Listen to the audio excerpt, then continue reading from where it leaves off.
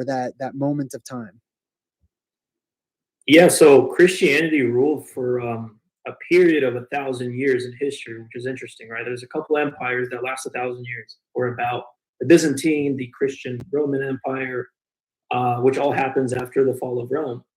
And they say this was the so-called Dark Ages. Things just really sucked, and people were dying apparently, but that doesn't make sense whatsoever because all across the earth during this time, people were building architecture that even today we have a hard time replicating.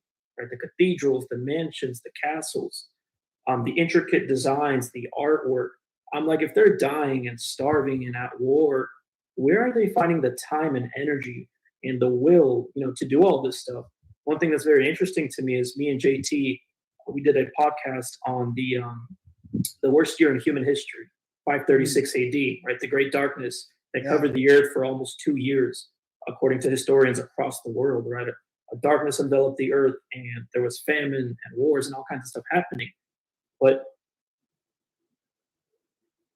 as we're given, tells us that a year after this crazy event, right, that happened right after the fall of the Roman Empire, we see the building of one of the greatest feats of Christian architecture, the Hagia Sophia, right, in Constantinople. The crazy giant church-looking building. You're telling me that they've been like a third of the earth died off basically, and people were starving, famine, war. Yeah, they decided to build this massive. I don't know if you could pull it up right now, but I am. This massive structure a year after 536 AD. It's built in 537, I believe, if I'm not mistaken. But I know for sure it's just a year after. Hagia Sophia, let me look it up, make sure.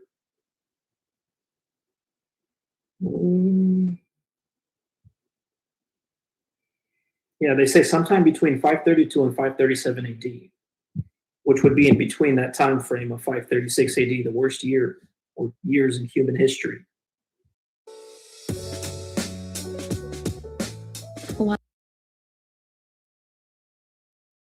That during the Dark Ages, during this horrible time of darkness envelops the whole earth, like literal darkness, not just saying this metaphorically, that wars were happening. Like the sky went black, the sun wasn't shown, the moon wasn't even shown, people couldn't see their own shadows. And because the sun wasn't shown, there was famine. Yet they decided to build this. They, instead of delegating their energy to try to, make food and Yeah, so riddle with this. How are you gonna build things like this in the dark? How are you gonna build constructions like this in the dark? Like, what's going on here? Are you gonna burn torches 24/7? You're burning your last candles just to build this, right? Just to build this, you're gonna burn your last candles, yeah. Okay, yeah. The brother makes a point, why they put their effort and time into something else. But they will have a build this. Ah, Sophia, hold on. What does that mean? 1 second. Let's have a look at that. It's the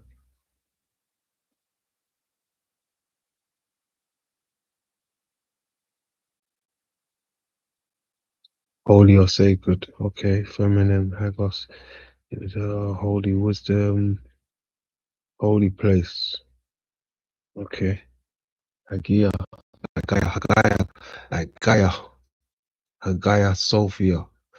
and agriculture, right, to not die from starvation. They decided to put their energy in building this kind of stuff during this time. So that to me makes zero sense whatsoever, at least as how the timeline is put. However, what does make sense to me that if there is a golden age, right, that lasted during this Dark Ages, which coincidentally is 1,000 years, they say sometime from 500. All of these buildings have the same, dome, oculus type look, right? With the cross on the top or the circle, right? Islam, they have the moon. Christianity, they have the cross. To 1500 AD, right? Right. If there was a golden age and there was no more war, there was, Satan was locked up, as the Bible says, for 1,000 years. He's not there to interfere. Then people would have the time and energy to explore the arts, architecture, to build this kind of stuff, to have excess time, excess energy, not have to worry about starvation or wars or famine or destruction or evil or anything else, right? So it makes more sense to me that this kind of stuff was not built during the Dark Ages, but it was built during the light ages, the golden years, the Yeah. golden age. Yeah, I mean, that would be the time of like the millennial reign, the traditional millennial reign, which is Yeah. a time of light in the world, or the light of the world being present. This screams to me, these types of architecture and things scream purpose, that they're built Yeah. with purpose in mind, functionality in mind. Yeah. Not that this was just, oh, people were really artistic during this time. Great. Yeah. I mean, like, yeah, that's nice. Yeah, I think it's more so of a representation of, you know, what we could be living under or in, or, you know, all of that good stuff. All of these have a meaning to it. I'm pretty aware of it. They have a meaning to it. You know, especially the pyramids, the buildings like this, whether it's like the Washington one. I forgot the name of it now, but it'll come to my head pretty soon. The Capitol building, that's it. Yeah. It all represents something, correct? And stuff, but geez, man, think about the manpower, like you were saying, and the mathematics that go into this, and the, you know, the understanding of physics, and all the things at the same time of the early dark ages, or what we call the dark ages. There was a golden age in Islam, that was their time of their golden age. Like Islam actually had, they call it the Islamic golden age. Mhm. And they don't show us things like this typically when they portray the dark ages or the medieval times. They will show us bogs and then a castle up on a hill, and there's a, you know, it's foggy and this and that, which is interesting that Yeah. there's a fog theme running throughout Mhm. things. Yeah. But yes, this brings us into the season of Satan versus the millennial reign, or a time of light in the world, both symbolic light and and Totally right. Whenever I think of the medieval era, I think of things like how Jay would say, you know, uh, foggy places, even castles half hanging off a cliff, right? Things of that nature. But I don't know. They were trying to tell us a story, especially within the medieval era, right? Wow, their paintings and drawings. and symbolic darkness, and actual physical darkness and physical lights, that there's these shifts, there's these times that happen between the two. And the season of Satan uh, is a snippet from the Bible, right? Yeah. So for my view, Hal in the building, Sote in the building, Cece in the building. We've got Logan in the building, Top Cat in the building.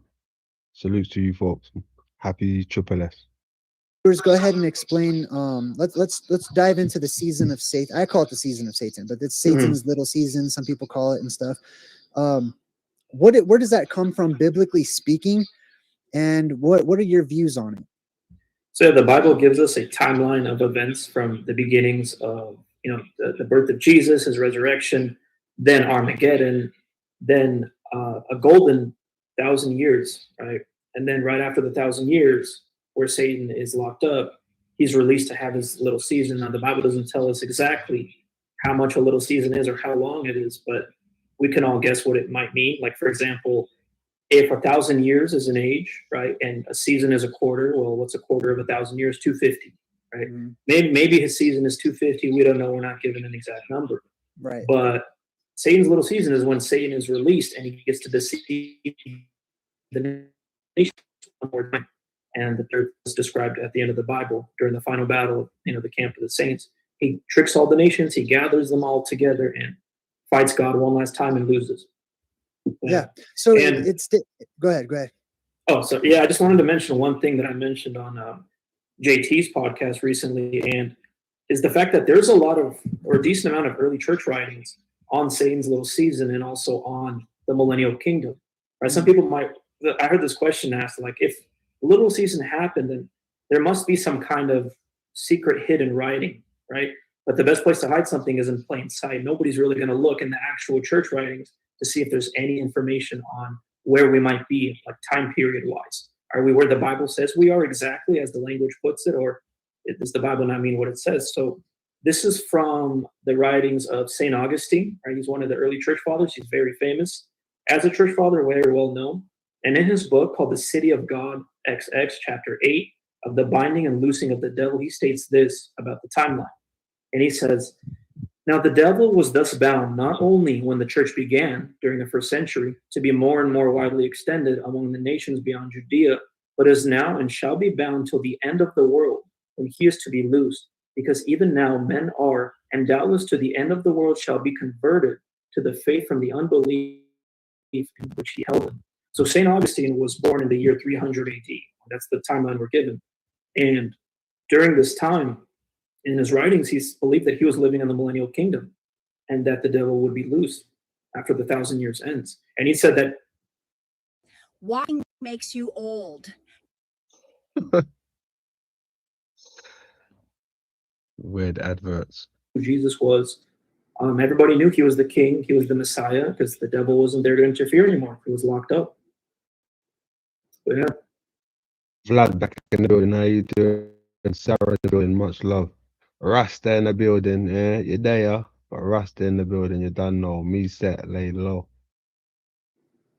Yeah, so it stands to reason if there is this war, hypothetically speaking, which I strongly believe there is, if there's a battle, if there's a back and forth between energies that are representing what we traditionally would refer to as good and evil, then it stands to reason that the evil would not want us to know when it is in power that there was a time when good was in power, and that time might come back, and that its reign or its charge would be taken away from it. And therefore, we have the hiding of the millennial reign, or the hiding of the golden age, or the pushing back into dismissiveness and, oh, that's just myth, oh, that's just a story, those are just legends, that's all symbolic or whatnot. Instead of, no, this is physical, it's literal, it actually has happened. And if there's nothing new under the sun, it's likely to happen again. These times may return to us. Which gets into the whole personification of evil, into like the character of the devil and Satan and stuff, and how Satan is often described as wanting to hold on for as long as he can or whatever, to while he has this power, and developing things that lead to the world that we have today, like AI and technology and tools, because there's no, we no longer live during a time of, I saw it as like, I see it as like a time of magic. Comparatively speaking, it's a time when there was more energy, there was the world was charged, people had more life, living longer, growing bigger, being stronger, and things of that nature. Mythic animals and creatures and heavenly creatures and inner earth creatures that were drawn during the Dark Ages, and included in bestiaries, and that were shown on maps, map makers, cartographers that were hired by people that could cut off their heads if they misled their armies. Sometimes when I hear about that, right, people living longer, it makes me think of like micro to macro again, like the cells in the body, at our prime age, they may be more functional, be just more of everything, full of life and everything. And as we get older, they can't regenerate fast enough. So it seems like you're aging more, right? From micro to macro. Anybody understand what I'm trying to say there? Right? The reason why it seems like people live longer, I don't know, because talking about the body, right? Healthy until you get old, you start to deteriorate. And that's what we could be seeing. Sickness, old age within the body. So things don't live long anymore, right? Or what we think was longer. It's just due to being in a younger body, or a development of something younger, right? Getting old, from young to old. It's hard to put into words, right? But it's there to be messed about with. It's hard to put into words, but Yeah, it all leads back to the body, right? Micro to macro is what I'm trying to say. You know, like put sea monsters and stuff on the maps because this is where the known, that's the last known location. I swear on whatever, you know, I believe in. And they, you know, there was truth at that time, but we're led when discussing the 1,000 years, the dark ages, and the time that may be the time of goodness and plenty and life in this world. We're led to believe that that's just didn't exist. We don't have a lot of information about that. Everyone was sick and stupid, you know, back during those times. But when we start looking at the evidence, Cellular degeneration, there you go. even for people that can't go to these places, and some of us have become sort of, you know, self-appointed semi-experts on being like online archaeologists, and it's easy to pull up pictures and to go there from your bedroom and to see the evidence that we have collected, humanity has collected over time. You know, there's tours people can take on the internet and stuff, and it's there, but there's a danger now too, which is AI, and no one knows what's real anymore on the internet. You know what I mean? Like, I'm hesitant to share pictures sometimes as well. But the hiding of the millennial kingdom, it makes sense to me that that is something that the quote unquote devil would do, not wanting us to know that, hey, for you remnant out there, which are people that are energetically tied to, like, hey, I vibe with goodness, I vibe with positivity and life giving, and I want to contribute and add to instead of take away and cause death and things of that nature. Makes sense to me that they would not want it to be a focal point, that they would not want it to be talked about or discussed, and that they would try to dismiss or hide any of that kind of evidence, specifically in regard to the Dark Ages, which is why it seems to be just such a mythic time. It's almost a cartoon, you know? Like, it's a good way to put it.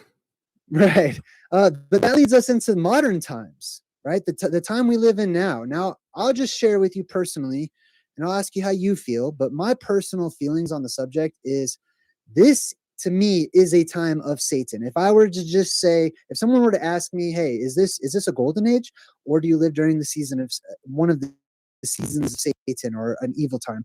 I'm voting for it's an evil time based on my walk, my path, the things I have seen, the evidence in other people's. But I hear what you're saying though, Jay, but I think it's always been a season of Satan. It's just been disguised, right? It's always been the season of Satan. It's been the millennium of Satan. But you just don't know it. Right? We just don't know it. It's always been the season or the millennium of Satan. We just don't know it. People's actions, which betray the spirit and the soul and the condition that is on the inside of those bodies. The evil things that are being developed, similar to right after the Dark Ages, all the evil contraptions and torture methods. And cheers, boy. I'll take that likey. I'll take that likey. Thank you. Grandma AI in the building. How we doing, AI? Greater light, greater light. Austin Murphy in the building. Anything new from Austin Murphy? Anything new from the Mandela boys? Hmm? They're gonna go quiet now. Watch this. Anything new from Austin Murphy and the Mandela boys? Della. Anything new from the flat earth community? I'm looking at you, Voy. Looking at you, Voy. Anything new from Voy and Austin Murphy? Anything new from Austin Murphy or Voy? Lay low. all the rounding up of people of power, saints, and You're bullshitting about yes. 30 years later, we may have something new from Voy. 30 years later, we may have something new, ladies and gentlemen. I don't know. He said yes. He said, yes. Maybe there's something new within the flat earth community. Maybe Voy will single-handedly bring the flat earth back together. I don't know. I don't know. He said he got something new. I highly doubt it, but you know, who knows? It may be a moon map. witch trials and all this different types of things. A lot of death and that stuff was done publicly. Now, I mean, it was brought to a point where at first it was like they're trying to like ease it in and find out reasons why, to try to convince the public like this is necessary, this is okay. I see a lot of that happening in the modern day that we live in today, that it's pushed upon people, but it seems that we're in a hypnotic state as humans, just a droned out, dull state, low in life, low in energy, not able to allow the synapses to fire off and to think and to think outside the box, or to think for ourselves, or to research. Tell them, Jay, they're not thinking outside the dome. They're not thinking outside the dome. Pack up, go home. We figured it out. Pack up, go home. Voy figured it out, ladies and gentlemen. All right? Pack up, go home. Voice figured it out. End of discussion. Research for ourselves, but we're just have become a slave-like condition of a dull mind, a dull spirit, a worn-out spirit. People are energetically tired. They're consumers. They have to eat all the time to get energy, drinking energy drinks. I mean, we've come up with all these elixirs and contraptions and things to try to like wake us up and keep us, awakened. When in reality, it seems to me like it's a sleepwalking condition. It's not even being awake just because my eyes are open and I'm going about doing things. I'm asleep at the wheel, or I don't say me, but you know what I mean? Yeah. And that seems to me to be the times that we live in. What is London's Venmo? What's the Venmo again? Much love, Kimberly. Welcome.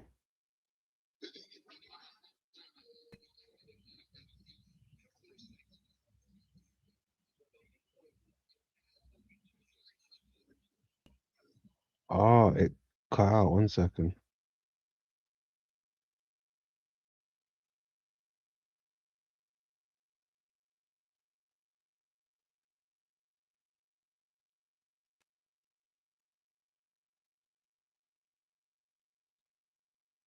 A shift, which is something good on the way, on the horizon, which helps people like myself not to get down. Payment thing. No, I don't. Hey, bless you. I don't even do the how you call it, Venmo. Yeah, that's no, I'm not. I've never had that before. Never had that. I don't really promote donations or anything of that nature, but I'm trying to get a new mic. Right, I'm getting a new mic. If you want to contribute to the new mic and the community, just like what we did with the studio chair and things of that nature, then that's acceptable. But other than that, I don't really promote the donation thing. But if you want to help to get a new mic, more than welcome. Let me know. I'll put a link down there. But it's for the new mic, right? We need a new mic. Or to be too depressed in the world that we live in, if we can hold on to hope. What are your thoughts on the modern world that we live in? And do you think we live during? Do you lean towards one of those two times or seasons?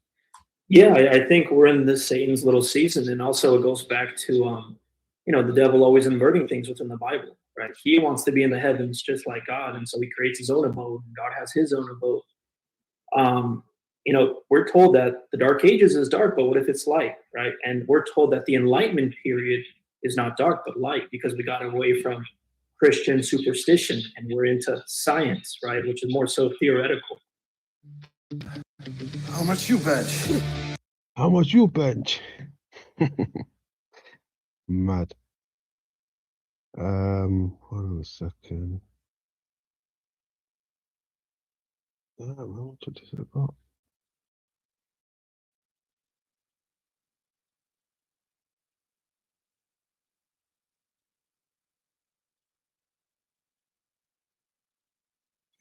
This way.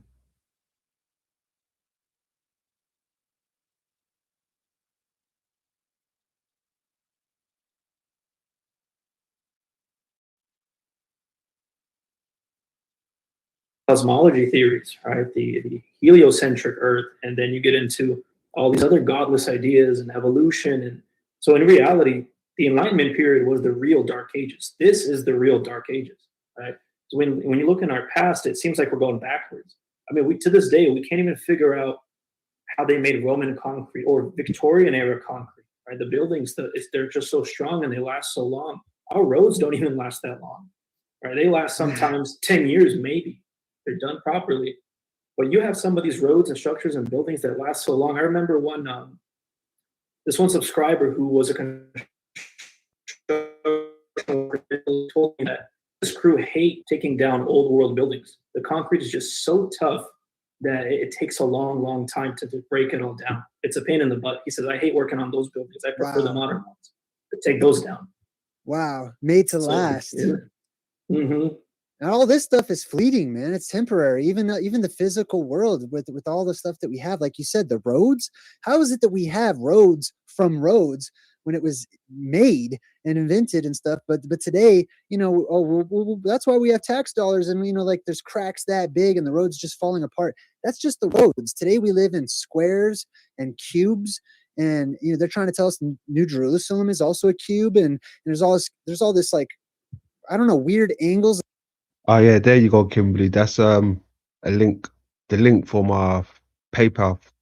If you want to help contribute for a new mic, you're more than welcome. Right, you're more than welcome. And anybody else out there who wants to help, you're more than welcome. It's appreciated. Right. Thank you. Much love. Instead of nice rounded structures and surfaces, it seems to be a clear difference night and day, quite actually and literally and in every sense of the word, between the two different seasons. A season of darkness when the people are in the dark and mindless and base and immoral and selfish and self-righteous and willingly ignorant, don't want to look into anything, and Hey, I know a lot of them, Jay. Ignorant, don't want to look into nothing. Ignorant. I know a few of those players, huh? They don't want to look into nothing. They're happy. They're content with what they know.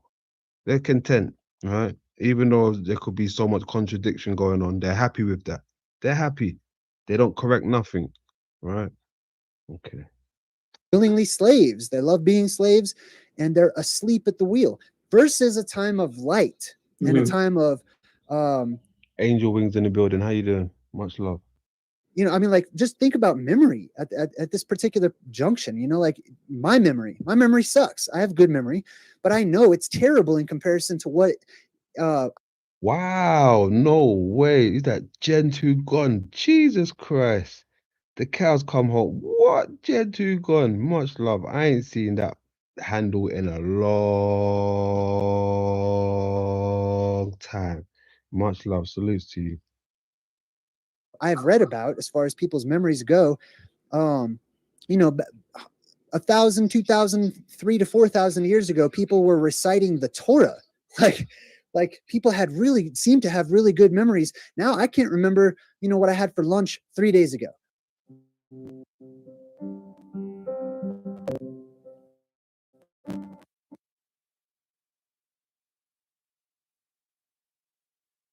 It's there's energy is on low. We're running out of gas in these times, and it's time for a refill, you know. This also takes us into weird things that have been happening in the recent, I'm going to say approximately about 100 to 200 years ago. During this particular time frame, there seems to have been a shift recently within the quote unquote modern era, or something that led to this modern era, where all of a sudden we have technology on the boom, and you know, like vehicles being created, and people are going to and fro, like Daniel talks about, and knowledge is increasing and whatnot, right? So let's get into one example of this. I'm focusing on like the mid to late what is it, the 1800s, you know, when the Wild West was not so wild and things were becoming a bit more modern. We have a rise in technology, in like automobiles and mechanics and things of that nature, and then going into the 19th century even more so. But right around that time, we have this strange thing of the Cabbage Patch Babies, or pod people. I like to just call them like people born in pods or cabbages. Yeah, I mean, it might be cabbages. I don't know. But I've seen a lot of pod people symbolism in the media and the movies and stuff, creatures being born out of pods or aliens or humans. Clones also, I've seen that, you know, being represented coming out of pods and stuff. There seems to be a connection with what happened after the Dark Ages and a shift where, like I said, people were being openly killed, openly murdered in public, tortured. Which is also interesting too, that those stories of people who were being tortured, some of them could not die according to the legends. They didn't seem to feel pain, which is pretty cool too. But it seems like families were rounded up. There were certain classes of individuals that were targeted, rounded up, which is also in the Bible. The Bible also talks about being rounded up, hated by the mainstream population, that people would be at war with each other. Their own family members would turn them in to, you know, their superiors, governments, or, you know, whoever's in charge. And this led to things like asylums, the what do you call it? What are your thoughts on the asylums and the connection with possibly the orphans, the orphan trains, and this whole Cabbage Patch Babies? And I also wanted you to tell my audience, I know it's a lot to remember, but also tell my audience about the when you get into the Cabbage Patch Babies, the quote from Joshua, that book of Joshua, going back, and how the people, you know, I'll let you describe it, but what are your thoughts on all that?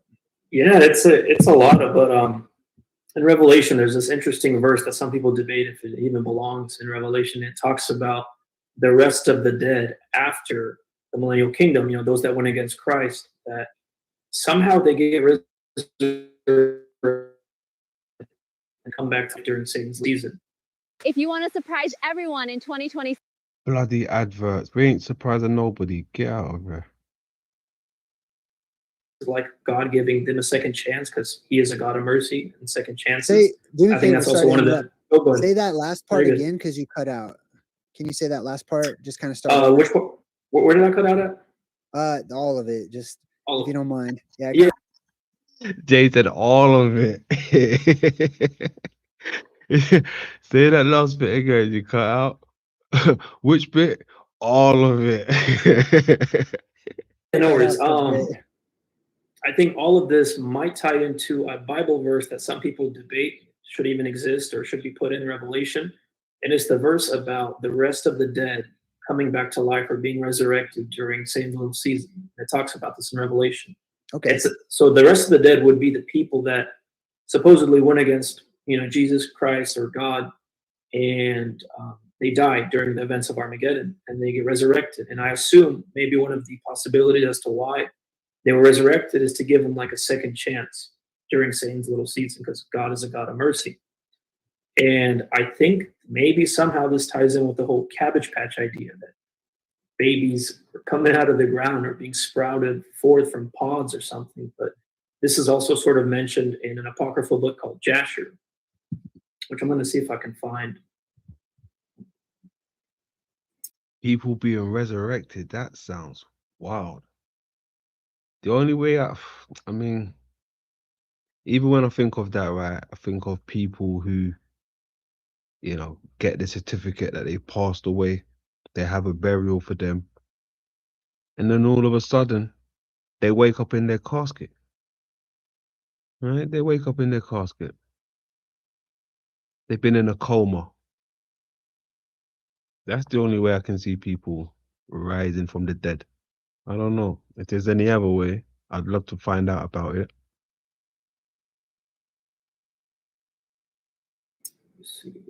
Now, for my audience and for whoever's watching, I'm just going to clarify what the book of Joshua is. So we've really like focused on a lot of biblical content. In the Bible, I've found over 22 different books that are not in the Bible. They're not official canon, or they're not officially included as this is a part of the Bible, but they're referenced within the Bible itself. Oftentimes the Bible will say things, for more on this, is it not written in the book of such and such, right? The book of Joshua is mentioned a couple of different times. Actually, I think it's in 2 Samuel. It's either 1 Samuel or 2 Samuel. The entire first chapter is actually a direct quote from the book of Joshua. There's a few different contemporaries to Genesis, the beginnings of the Torah, the Genesis, Exodus, Leviticus, all the way into the book of Joshua. Yeah. Joshua is one of those. Joshua is a Hebrew word that means upright or a correct account of things. The just, yep. So the whole Cabbage Patch Kids thing, I believe it actually comes from the book of Joshua originally. And this is found in Joshua chapter 67, verse 55. So to give you kind of context of what this is about, this is during the time of Moses when the Pharaoh was taking the firstborn of Israel and throwing them into the water, killing off the firstborns. Isn't it nice when Killing off the firstborn, that sounds wild. Killing off any born, first, second, third, fourth, whatever, that's just wild. Firstborn sons were the backbone of every society. They were the leaders, they were the rulers, right? The pharaohs were always the firstborns, the priests were the firstborns. And so the firstborn sons were a big deal to the Egyptians. And so they believed that if they can get rid of the firstborn sons in any culture, they can bring down the culture itself of the society, right? Israel. So this is when Pharaoh sends his soldiers to take the firstborn son of every family in Israel. So this is chapter 67, verse 55. And the Lord, who has sworn to their ancestors to multiply them, sent one of his ministering angels, which are in heaven. Oh, wait, no, this is the wrong. Yeah, there we go. Chapter 67, verse 52. And Pharaoh called unto all his servants, saying, Go now and seek through the land of Goshen, where the children of Israel are, and see that every son born to the Hebrews shall be cast into the river, but every daughter you shall let live. And then when the children of Israel heard this thing, which Pharaoh had commanded to cast their male children into the river, some of the people separated from their wives, and others adhered to them. And from that day forward, when the time of the delivery arrived to those women of Israel who had remained with their husbands, they went to the field to bring forth there, and they brought forth in the field and left their children upon the field and returned home. And the Lord, who had sworn to their ancestors to multiply them, sent one of his ministering angels, which are in heaven, to wash each child in water, to anoint and swathe it, and to put into his hands 2 smooth stones, from one which it sucked milk, and the other honey. And he caused its hair to grow to its knees, by which it might cover itself to comfort it, and to cleave to it through his compassion for it. And when God had compassion over them, and had desired to multiply them on the face of the land, he ordered his earth to receive them, to be preserved therein till the time of their growing up. After which the earth opened its mouth and vomited them forth, and they sprouted forth from the city like the herb of the earth and the grass of the forest. The earth opened its mouth. There's that mouth reference again. All right, there's that mouth reference again.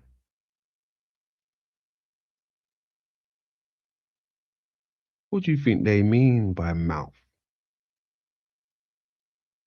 2 things. Meaning the head, you know, that's where the mouth is located after all, right? Upper room, mouth, head. Or the shape of the construct. You know, the shape. Even the lips by themselves have that type of lenticular shape, almond shape. Right? The almond shape. Even the lips have that shape, the lenticular shape, the almond shape, right? The mouth. Mouth. There you go. And they returned each to his family and to his father's house, and they remained with them. And the babes of the children of Israel were upon the earth, like the herb of the field, through God's grace to them. The verse that kind of goes up with the whole Cabbage Patch Kids idea. So God promised the Israelites that I'm going to multiply your people. I'm going to give you many children, right? He promised that. And so because the Egyptian soldiers were coming, God commanded them to take their firstborn sons and put them in the field. And so the earth took them in, swallowed them up, and then later releases them, right? And he describes it as sprouting forth like the herbs of the earth or the trees or the grass of the field, right? The cabbages basically sprouting forth these babies. What the hell is this? Look at this. Evil Thomas the tank engine. Look at that. Wow. Right. And angels were there ministering to them, taking care of them, right? Feeding them, washing them while they are being protected from the Egyptians. And then God finally lets them out into the world and they go back to their families. Okay, so to recap, in the book of Joshua, the historic account basically says that to protect the Israelites who Yeah. were being hunted down, especially the younger ones, the women went out, the women who were pregnant went out, gave birth into these fields, and that God received those babies into the earth. They didn't give birth. The firstborns were already alive. They were babies. And Okay. they just brought them over to the fields. So they took their kids, they took their children and offspring to these fields, and the earth received them and seemed to like cover over them or something. Something like the earth took them in, like down below somewhere. Right. And then they finally sprout out. Ah, okay, that's interesting. Yeah. So this is related to those who don't know and aren't aware. In the early 1900s, there was I first saw this. What was the channel that really made a big deal about this and did a lot of videos on it? Conspiracy Arrows. That one too. And then there's damn, I always forget the name of that channel. It's the one that's like Sun and Moon, the guy and the girl. Oh, yes, Mind Unveiled. Yeah, Mind Unveiled. Okay, so they also have hit on this. There's been a few people, right? I don't like to say like one person invented this or anything. Obviously, we just read from the book of Joshua that seems to describe the same situation. But people coming up out of the earth acting as a protection during a time of chaos or death, you know, as maybe the spirit of the Lord is going through the land or something and killing people. I don't know, but there seems to be some sort of a birth up out of the earth that happens. And in the early 1900s, there was just many different forms of people discussing where babies come from. And one of those was they're born in the cabbage patch. They come up out of the pods, like cabbage leaves or something that looks like a cabbage. And they're born out of the earth, which is interesting. Ah, they're born out like Westworld. Huh? Brought to the surface like Westworld. It's screaming, you know, major events happening. And now, you know, things of that nature, like having birth, takes place underground, right? Like hospitals or those type of places are underground. I don't know. Crazy. Ants in the building. What's happening? Interesting. Adam was born out of the earth, right? Or he was created from elements of the earth, earthen elements. Eve came up out of Adam, technically, with the whole rib and stuff. But yeah, this whole Cabbage Patch Babies. And then at the exact same time, where people don't know where kids come from, there's trains and trains and trains of just full of children being delivered. No one knows where they came from. They're just orphans. Like all these orphanages, so many orphans that they had to build houses to house them. Yeah. There's these ancient and right around the time that they had all of these orphans and orphan trains with hundreds of thousands of children just being taken to faraway places, you know, from the East Coast all the way to the West Coast here in the United States and other regions beyond in the UK and places like that. If you want to surprise everyone in 2026, we start. Shut up. A coincidental, if you want to believe in that, rise in asylums and crazy people pointing the finger and saying, "Oh, that they're crazy. They've got a spirit or they're possessed."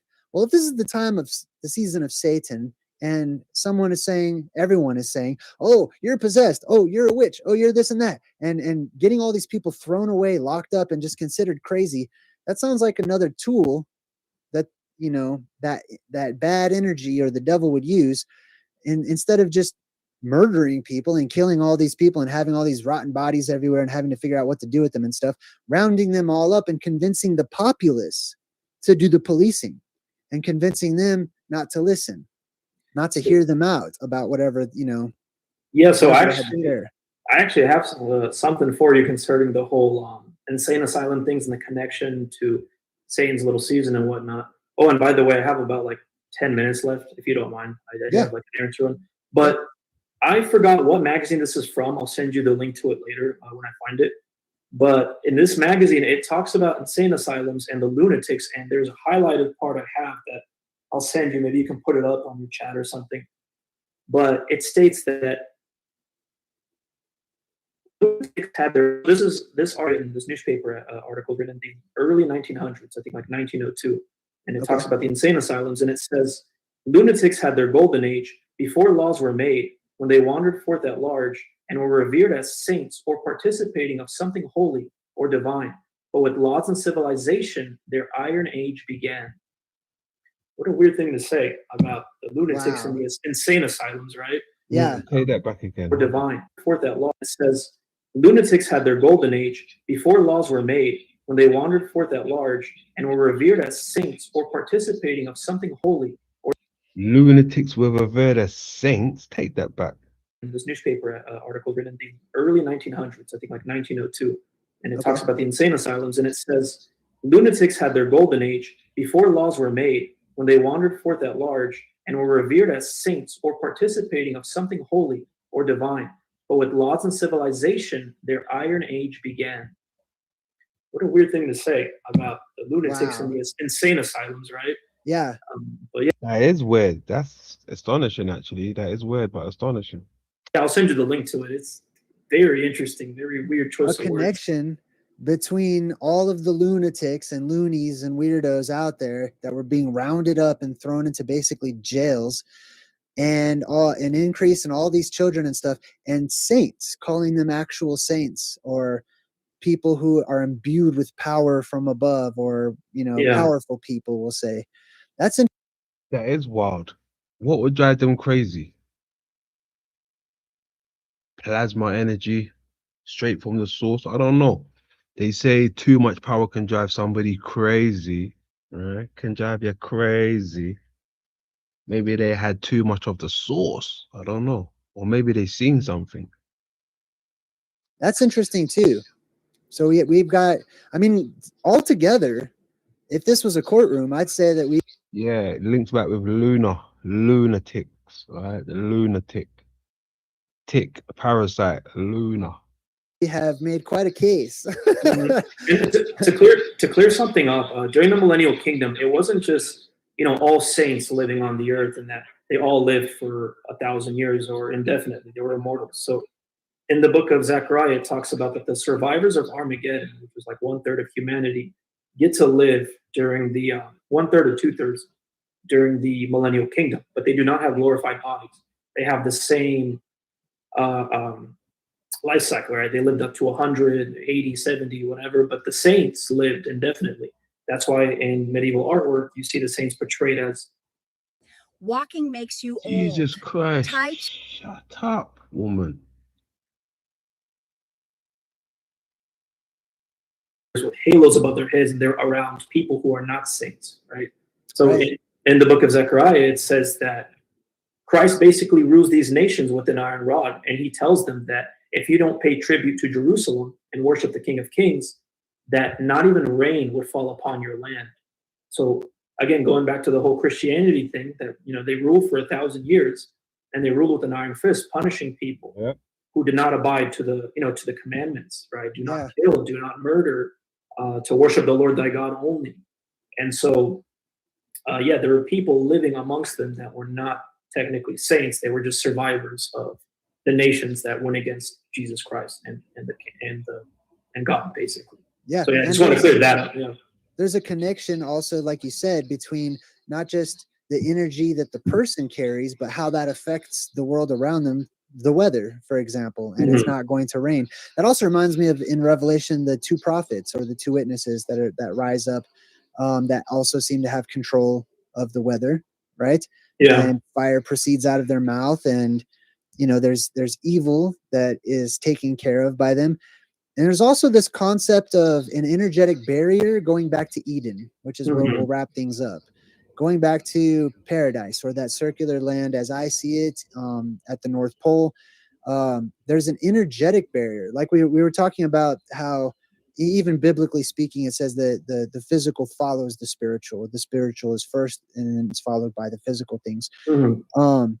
Eden would be something of a same type, where you would have essentially barriers that are spiritual in nature or energetic in nature, energetic barriers, where I see it kind of personally, that if your spirit is clean and good and has a frequency that vibes with the barrier, you can pass through. And if you don't, then those people can't seem to make it past. And I've seen this portrayed in movies and television shows, fiction, science fiction and stuff too, that I'm thinking of this one in particular. There was an M. Night Shyamalan movie. I can't remember the name of it. It's about an island. I think it's called Old. And it's about like these people that are trapped on an island and they just age really quickly or something like that. Yeah. And when they try to get off, they find this crevice or something that they want to go through to get off this beach. The guy just blacks out. They all black out. Like the closer they try to get to like make it past this barrier, it's like they're trapped. There's some sort of an energetic barrier trapping them. And there may be similar energetic barriers within the earth too, that's preventing these otherworldly interterrestrial creatures from escaping. And as it says in the book of Revelation, there's a time comes when the bottomless pit is opened up and those barriers are removed. And there's, the locusts of Revelation is probably the most popular creature that does come out. But the good news, let's wrap up with the good news, which is, if we live during I'm 61. I have zero equipment. Good for you. What the hell's going on there? Granny's just flexing. Look at her, boy. Be upside down and inside out. If there is a physical terrestrial paradise, if there are places of power on this world, in this world that we live in and under the dome, then it stands to reason that there would be a return. If there's an exodus away from paradise, then it seems to me that the balance to that would be that there is a way that is made to get back to a place of safety where, for example, in Norse mythology, we have the antitypes to the two beginning people, Adam and Eve. We have Leif and Leifthrazir, who survive Ragnarok by going to the tree of life. They return to the trunk of the tree, which is Yggdrasil in Norse mythology, and they hide inside of a well, which is called Hodmimi's Holt. They hide down in the earth. They're protected by the earth, just like those babies were, or children or whatnot in the book of Joshua, protected by the earth itself. That there may be a time when we see the nations gathering together. And I've talked about this in my omen segment a lot. I don't know. I want to ask you, have you noticed some of the omens that may be indicating like the earth is, getting ready to go through another change? Have you seen some omens? Maybe people should be preparing themselves. Just from a biblical perspective, it seems like we're at the very end, but this is the final end. I mean, like, it says in Revelation, the earth becomes new again completely. Like this earth goes away. Like you said, what the beginning was always supposed to be, the end is connected to the beginning, right? We're going to become this paradise, but eternally. Like there's no more cycles, no more changes, no more back and forth destruction of the earth, floods and fires and Armageddon. And it's just done. The devil is finally, he's vanished. He's gone. He's destroyed along with the fallen one. So that it's over. We start brand new. And in Revelation, it talks about how this place called the camp of the saints will be surrounded or encircled by the nations of the world. That for some reason, all the nations in the world find something of value or importance, or they find some way. Maybe it's a heavenly city in the sky, or they see it as a UFO invasion, or it could be seen as Project Bluebeam, or a million different things it could be. Something gets the attention at the center of the world. At the center stage, at the Hopi call it the plaza, the center plaza of the world, that calls people there. There seems to be some sort of an innate desire to go to this place and encircle this region, and then those people are destroyed. So afterwards, damn Jay, fucking hell. I wasn't ready for that. I wasn't ready.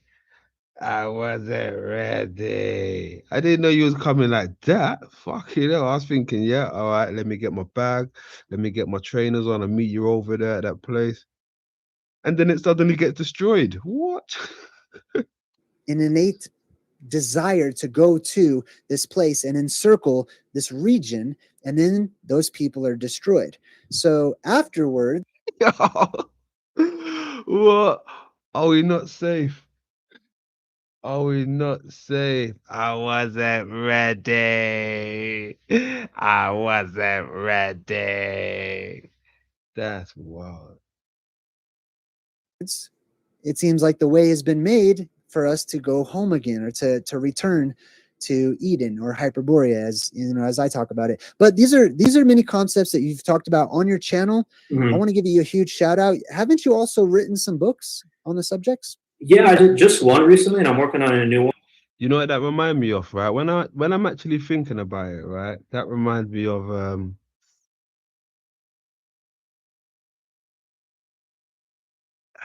that movie? Independence Day, right? Where all of those people gather on the top of that building, right?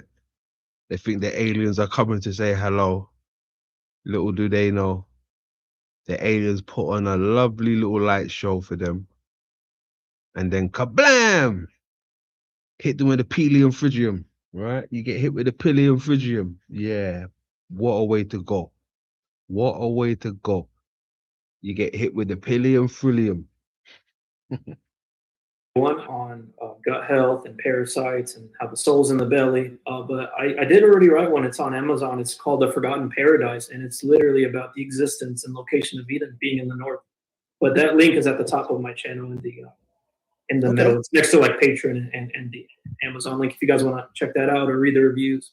Okay, sweet. I'll get a copy of it. Appreciate it, man. I'm getting copies of everyone that's a guest on my channel of their stuff. I have the Cabbage Patch Kids book from Mind Unveiled. I've got Paul's book of the Nephilim Were Clowns. I'm going to grab a copy of yours too. One last thing, I also wanted to throw this your way before you leave, because you've been really talking about the parasites a lot lately, and you know, the inside of the body and how these are basically can be seen as demonic entities. They have a life of their own, and if they multiply and stuff inside of us.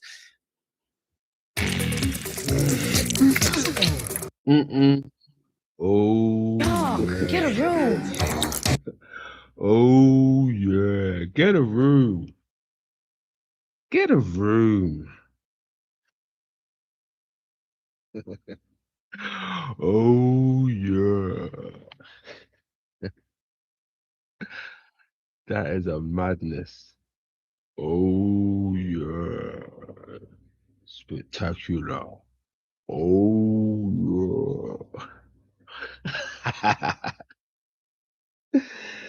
Oh man, that shit brings back memories. For me to, you know, and maybe for others too, is if we combine these little worm parasites that exist within some people's guts and bodies in different places and stuff, with the return of gigantism in this world, right? If people get bigger, maybe their parasites also could get bigger. This is, you know, I don't want to scare people too much, but that can be a motivator for them to like, ew, I need to detox, cleanse my system out. Maybe, I don't know, go back to the old nutritional laws and saying, hey, don't eat that, eat right, eat what's good for you, because the things we put into our body have an effect as far as our coding goes and what we're made out of and what we're inclined to do and what we're not inclined to do, our behaviors and our habits and stuff. Maybe we can talk about that more if you come back on as a guest, if you'd like to. 100%. Yeah, I was going to say I have a PowerPoint that next time I'm going to show you. I found a lot of interesting things just in the last month alone. Okay, sweet. Well, hey, everyone that's watching in my chat, we like to give a round of applause through good vibe emojis, happy faces, stars, hearts, whatever you'd like to. Let's give it up for Vitali, being our honored guest for today from Alpha Talks YouTube channel. Vitali from Alpha Talk. Brilliant. Good man. Thank you so much, everybody. You can check out My website, jdreamers.com, for more information on the things regarding Ancient Oblivion, the Plasma Apocalypse, and my books, Ancient Oblivion, Return to Hyperborea, the newest one, which is about going back to that that North Pole land, and the Plasma Apocalypse as well. I think I put some links to that in the About section. Right on. Well, thanks for joining us on today's episode of Truth Seekers. Until next time, I'm J Dreamer saying good vibes and goodbye. Brilliant. Good stuff, Jay. Good stuff. I enjoyed that. That was good, man. That was good. I do like a conversation. Even if I ain't taking part in the conversation, I like to listen to a good conversation. You know, I can always learn new things, right? I can always learn new things. So what is happening? Who's out there? Who is out there? Who's out there? Let me have a look at something. Second. Yeah, that's what I wanted to have a look at. Yesterday, or was it yesterday? Yeah, we were talking about, different names, but same location, or different names, but same person, right? Recycling the characters, recycling the event, recycling the location, all of that stuff. Recycle, recycle, recycle, recycle. Hollywood, they're playing a wicked game over there. They're playing a wicked game. Right, let's get into something. 420 if you got. Give me a second.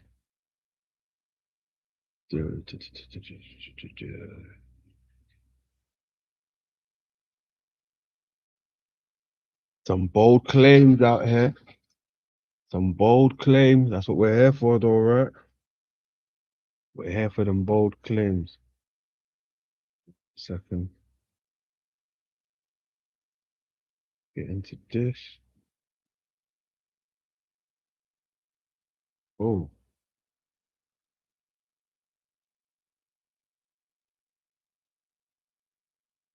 Yeah, this guy's making some bold claims, right? But I'm here for it. But he's made quite a few of them. You've probably seen them before, right? Give me a second.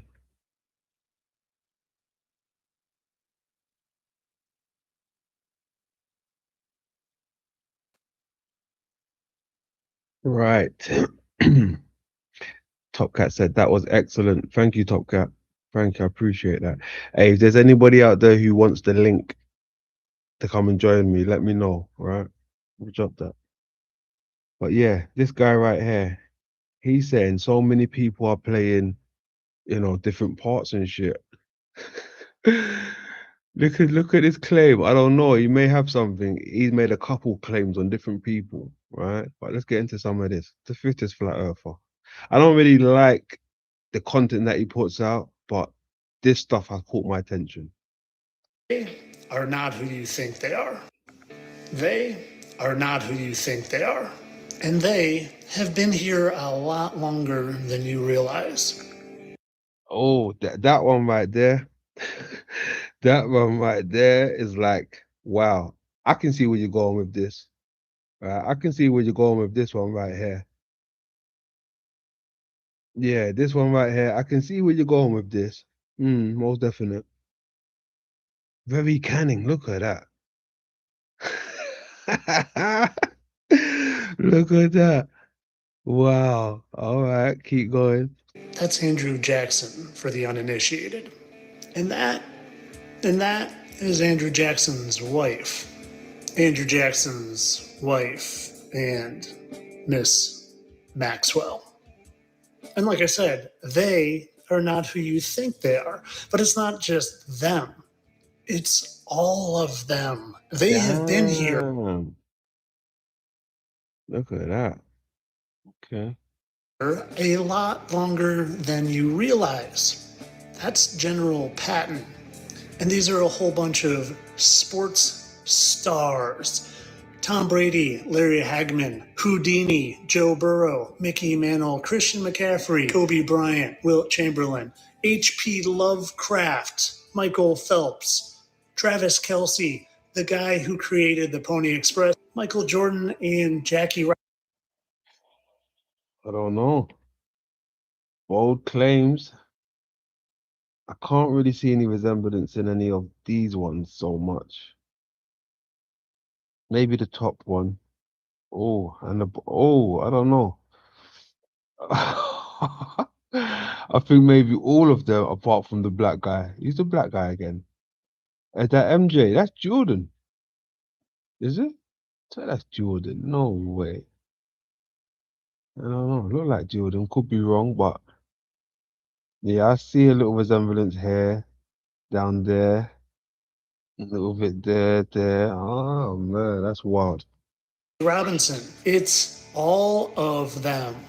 Teddy Roosevelt, Robin Williams, who is supposedly dead but is now Uncle Pappy, who literally age reduced to become this guy.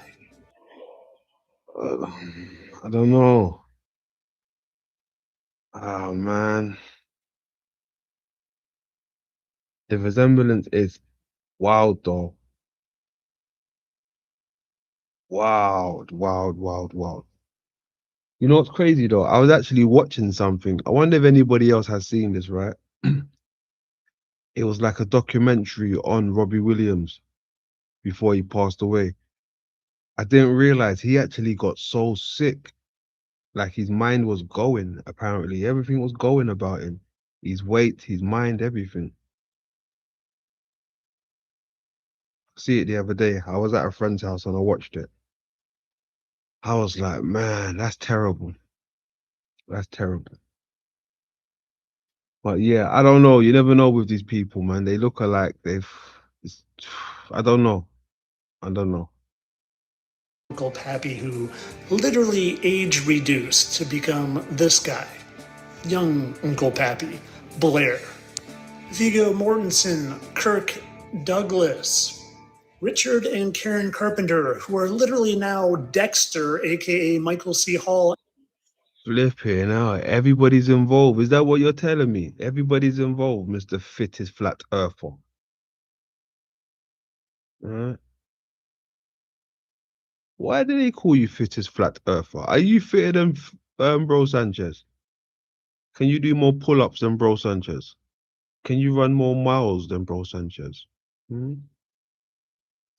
You sure you're the fittest? Hmm? The healthiest? Hmm? Okay. But yeah, these people here, man, hey, what are they trying to pull over our eyes? Look what's going on. I don't know. It's a big claim to make, but I don't know. Big claim. Big claim to make.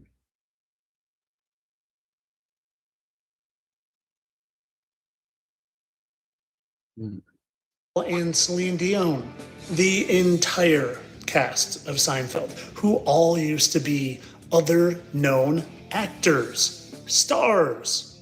If you can't see that Kramer used to literally be Dean Martin, well, then you should probably get your eyes checked. Do you really think Taylor Swift just resembles the Church of Satan's Zena LaVey that much? No, that's her. Do you really think Hugh Jackman just resembles country singer who died at age 33, Keith Whitley, that much? No, they're the same entity. See, but my thing is these flat earthers, they come with these. It could be true, it could not be true. I don't know, right? But there's just something about flat earthers. You see, when flat earthers expose people, right, or they think they're exposing people, it, it just doesn't seem right coming from a flat earther. Everything seems, orchestrated when it comes from a flat earther's mouth. I don't know. Is it just me who thinks that, or does anybody else get the same vibe?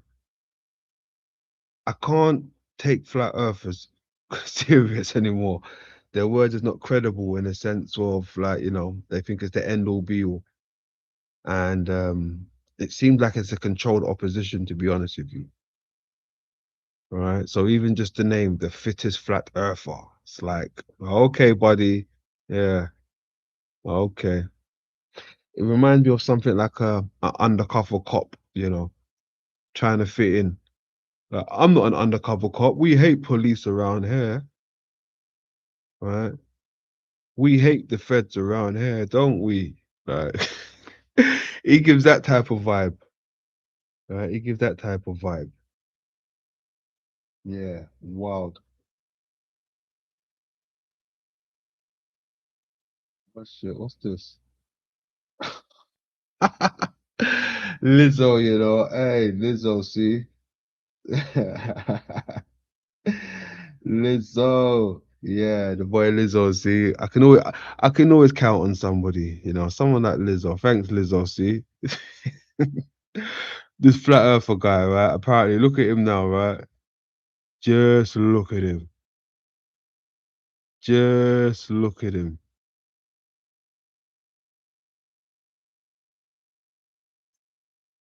Just look at him.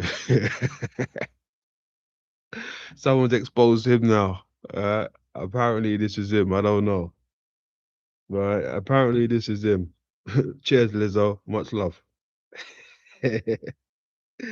Apparently, this is the fittest flat earther. Right? An actor trying to point out actors. Right? An actor trying to point out actors. Hilarious. Hilarious. I don't know. It could be true, could not be true. But if it is, yeah, I'm not surprised. They all move like that, right? They all move like that. Just look at the final experiment, for crying out loud. Look what happened with the final experiment. Right? It's all there. Whoa. What just happened there? They're not human. They're fallen angels who have been here all along. That's Rudolph Steiner, who became Keith Whitley, who became Hugh Jackman. That's Dale Earnhardt, who supposedly hit a wall, and that's Morgan Wallen. I don't just speculate on this. I don't just mash faces together and say they're the same. I provide evidence. Evidence like Morgan Wallen having a gaping scar under his right eye, Uh-oh. kind of like, exactly like. Oh, Dale. yeah. Now we're talking. Now we're getting some gravy. Now we're getting some gravy. I see where you're going with this. Yeah. I can see where you're going with this right here. Yeah, I see a little mark. I see a little something. With bit of makeup, Hollywood can make anything go away, right? Or seems like it's gone away, but yeah, I see where you're going with that. Dale Earnhardt, who hit a wall. A wall, Morgan Wallen. They're mocking you, and I'm trying to help you.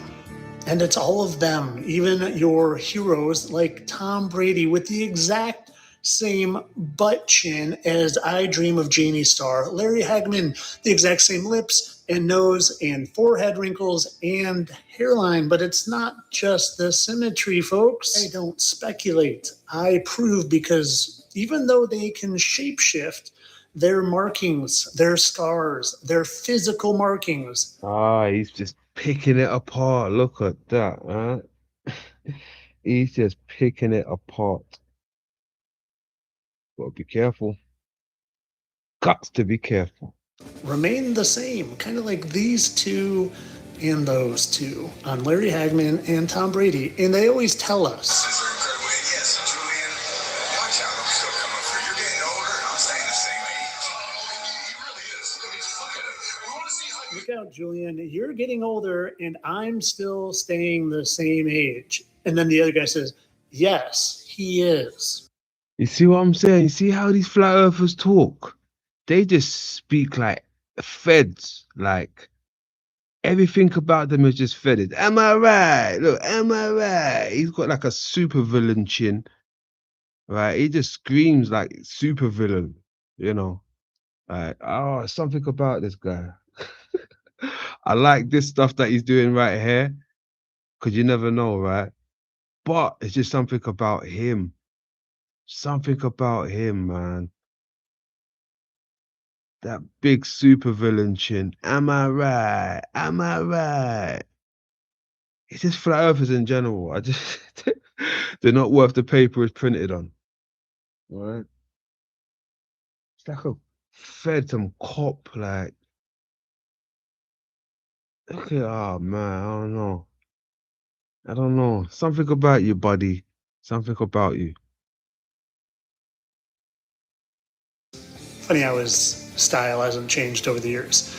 They're mocking you. And I'm here trying to help you, show you that you live in a spiritual world run by shape shifting fallen angels. And as crazy as you might think that sounds, it's reality. Of course, all of this is for entertainment purposes. I don't care about liberating humanity from these fallen ones. No, do it for the views. I'm a satire account, entertainment only. There's no peace of mind if the There ain't no satire there, though. That's some low class satire. dishes are still soaking in the back of your mind. You didn't say anything to make me think, oh, maybe you shouldn't have said that. That was below the belt. Oh, no. Nah, man. You was viewer friendly. That's Teletubby status, bro. But with new Fairy Skip the Soak Power Spray, you just spray it onto the dish and load it in. The grease just melts away. Yeah, get that out of there. Hold on a second. I wanted to see what else he's got. Let me see what else this dude has got. Lucifer, yeah. All right, let's have a look. Jesus or Zeus, right? Let me see. God.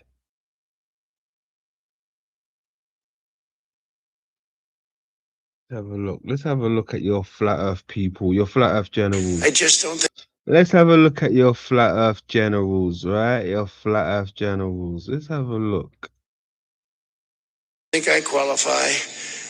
I don't think there's a thing I can do. Interesting timing of A Bad Don's words, especially in light of the videos I've been making lately, and especially in light of him rededicating America as one nation under God. You know, God, which sounds exactly like God. God, which happens to be short for Gadriel, another name for Lucifer, you know, because Oh, okay. Okay, then. You got my attention. Let me take you back. which happens to be short for Gadriel, another name for Lucifer. You know, because Gadriel in the Book of Enoch was a fallen angel, the one responsible for deceiving Eve in the Garden of Eden. And just to catch those of you up that didn't see these videos, God, it also means reptile. And you know, Lucifer, he was a seraphim angel. Seraphim angels, which are strongly linked to serpents and reptiles. So the guy who I have literally been saying for years now is Lucifer in the flesh, is saying that we should dedicate ourselves as one nation under God. You know, he has another name in the Bible too, and it's Abaddon. You know, they had a king over them who was the angel of the bottomless pit, whose name in Hebrew was Abaddon. Oh, and it just happens to come from Revelation 9:11. 9, do you know what that is? It's 4 plus 5. He was the 45th president. And 11, that's 4 plus 7. He was the 47th president. And what did he say again? Much different than, but I say, I'm never going to make it to heaven. I just don't think I qualify. Oh, I wonder why. He said, I'm never gonna make it to heaven. I just don't think I qualify. Woe is me. Everybody's picking on me. You know, sometimes I try to do good, sometimes I try to do bad, but I'll never make it to heaven. Woe is me. They're picking on me. They're stealing from me. Wah, wah. Sounds like Big Sister. 7th president. And what did he say again? Much different than, but I say, I'm never going to make it to heaven. I just don't think I qualify. Oh, I wonder why he doesn't qualify. Maybe because he's been banished down here with the rest of the fallen angels for wanting to be worshipped higher than the Most High. And guess what? That's what's going on because a lot of you still worship this man who tells you who he is. They always tell a Oh, man. who was that? That's Hillary. Okay, yeah. Yeah. Hold on a second. I've just noticed something. Let me see something. 1 second, because That has come to my attention. What does this mean?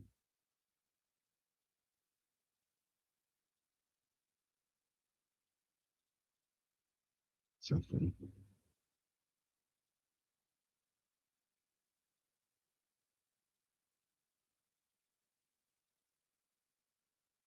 Hmm.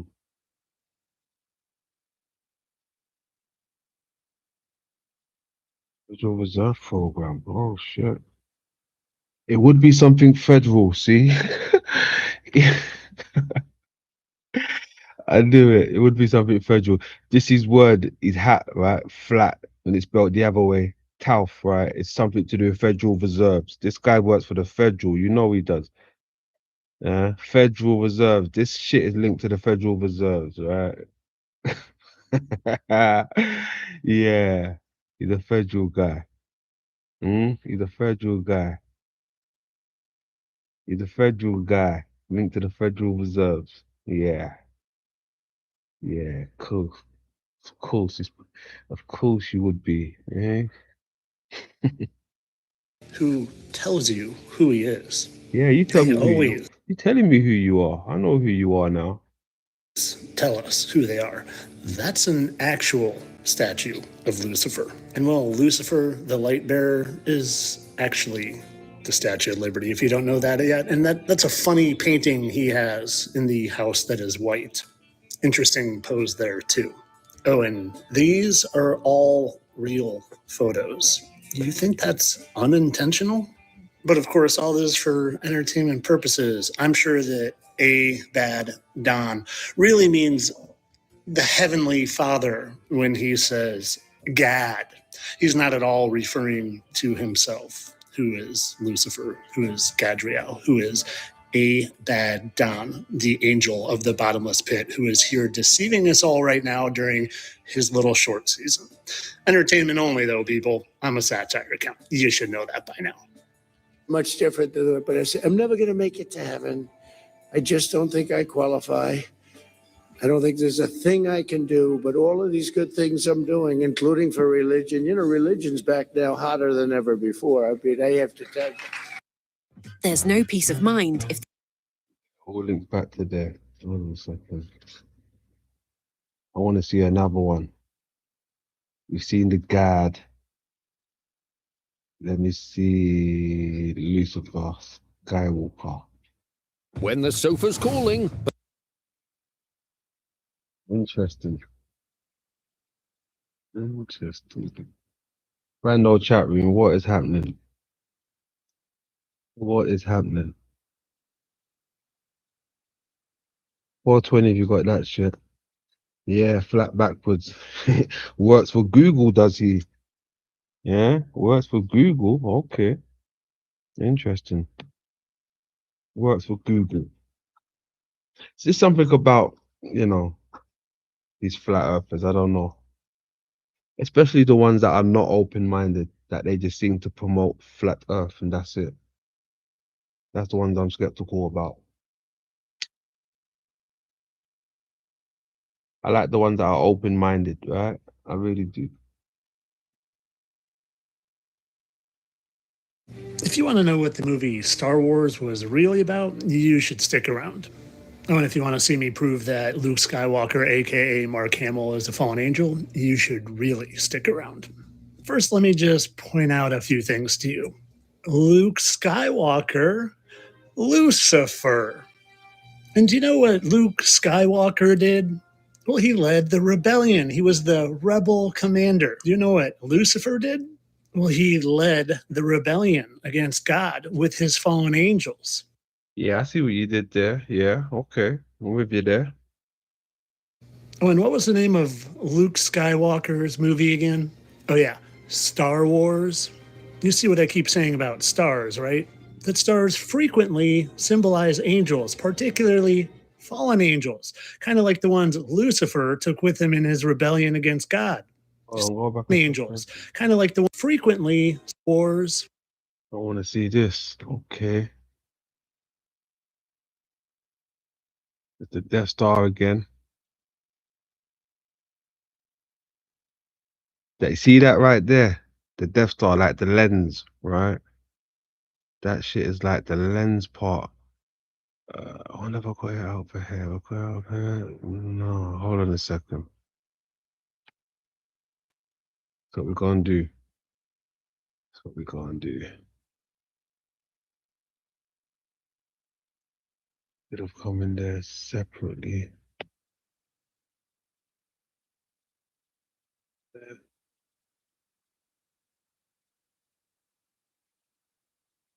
Shit, this fucking does that. Save it. Oh, okay. There. Yeah. All right. Cool. Let's do this.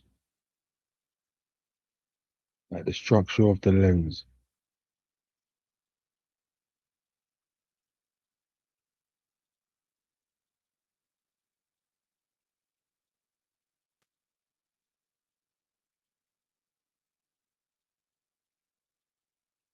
That bit right there. Right there. Reminds me of this bit here. Right. The development, the structure of the lens. Right. The Death Star. That bit right there. Look at these little arrow bits. What's that for? I don't know what that's for. I've seen it on a sigil actually. These bits like this, I've seen it on a sigil. Wow. I can't remember what sigil it was, but I've seen it on a sigil.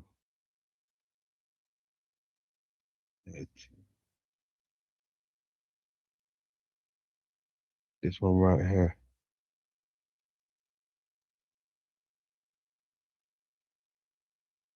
But this, yeah, I've seen this on a sigil, but this one looks like the part of the Death Star. That bit right there. You see what I keep saying about stars, right? That stars frequently symbolize angels, particularly fallen angels, kind of like the ones Lucifer took with him in his rebellion against God. You see, Star Wars isn't a movie about space and other planets and galaxies. It's about an angelic war against God. And you might not be aware of this yet, but Hollywood and all their movies, they invert everything. So the Oh, and there's the mound again. There's always seems to be a mound or a mountain of some type, right? Mound. bad guys in movies are always a representation of God or Jesus. And the good guys are the fallen angels fighting against God. Who was Lucifer's father? Well, God. God created the angels. And who was Luke's father? Darth Vader, who could use the Force. It kind of sounds like the Most High and how he is the source of everything. And who are Darth Vader's little minions in the movies? Well, they were the Star Troopers. The Star Troopers, from the fallen angels' perspective, are humans, mindless, robotic sheep. You ever notice how they look? And what was Lucifer, Luke Skywalker, trying to do in the movie? Oh, How they look? he tied them into the sheeps. Oh my Lord. No way. Look. And what was Lucifer, Luke Skywalker, trying to do in the movie? He was trying to blow up the Death Star, right? So if Luke Skywalker is a representation of Lucifer and Luke Skywalker is trying to blow up Darth Vader's contained world, well, have you ever heard of Operation Fishbowl? You know, Operation... Yeah, no, forget Operation Fishbowl. Forget that one. What about the latest one? Huh? Anchor. The Anchor Project, the moon shit. They're trying to blow up the moon just like how you folks are blowing up the Death Star. And Luke Skywalker is trying to blow up Darth Vader's... Look at that. Contained world. The Artemis. Yeah. Well, have you ever heard of... Contained world. Concave containment construct. Operation Fishbowl? You know, Operation Fishbowl, where they sent a series of high-altitude nuclear tests into the atmosphere, also called Operation Dominic. Dominic, which literally can translate to belonging to God. So if Lucifer Skywalker was trying to blow up Darth Vader's container, maybe, just maybe, that's what was going on with Operation Fishbowl as well. That's called the firmament. And well, do you ever see what actual footage of Operation Dominic belonging to God looks like? Kind of looks like a bullet hitting a barrier of some kind. Doesn't it kind of look like that to you? See, Hollywood is inversion. It's to get us sheeple to root for Lucifer because in their mind, Go it's back again. doesn't like a bullet. Operation the firmament. Let me see that again. And well, do you ever see what actual footage of Operation Dominic belonging to God looks like? Kind of looks like a bullet hitting Let's see what you're saying. a barrier of some kind. Doesn't it kind of look like that to you? You see, Hollywood is inversion. It's to get us sheeple to root for Lucifer because in their mind, Lucifer is the hero. And they tell you, you just have to be paying attention. And you know, the thing about Star Wars is it's not history, it's today. This battle is going on today because these fallen angels are down here now deceiving us to get us to turn our attention away from the Most High like they did. And you're looking at one right here. Shape-shifting fallen angels. Damn. Here's Mark Hamill, Elder Mark Hamill. And here he is in his Star Wars days. And well, you want to see something? Maybe you're familiar with this guy, Sebastian Stan, also known as Bucky from the Avengers movies. No way. Are you telling me he's Bucky? No way. You telling me the man's Bucky now? No way. I'm not buying that. Let me see that face. Take that back. Oh man, I can kind of see it. I can kind of see it, but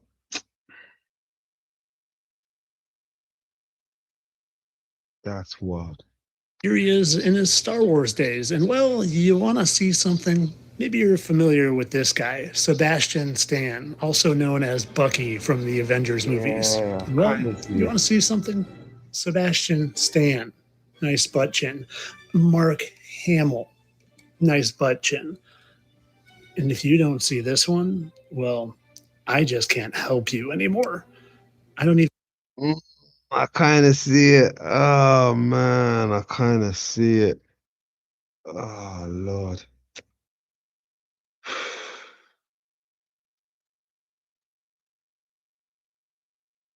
Shit is crazy out here. You just never know, right? You never know.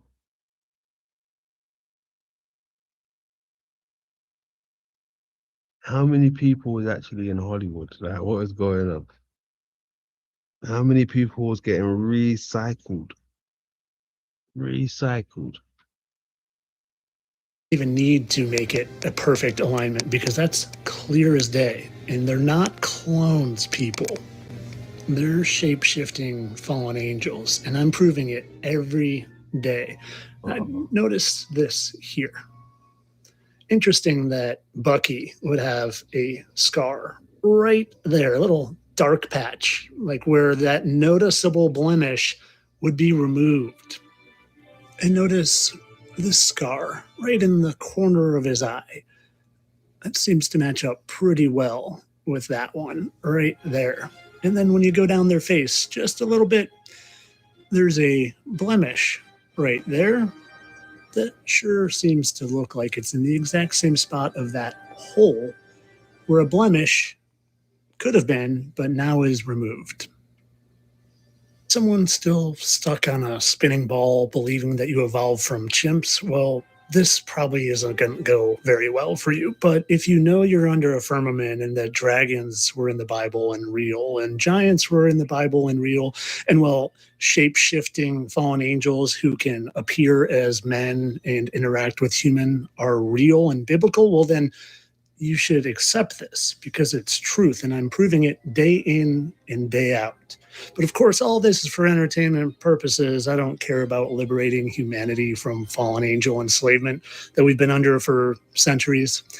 No, I just do it for the views, people. Entertainment only. Dad, I really want to. Oh no, he's making some good points. What do you folks think? Is he reaching or is he onto something here?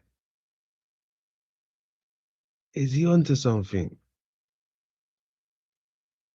Because he's joining some dots here, right? But I don't know.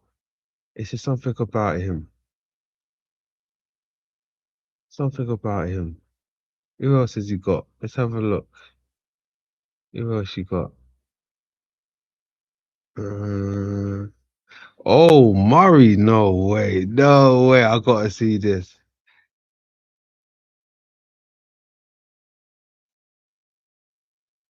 Gotta see this. There's no peace of mind if the dishes are still soaking in the back of...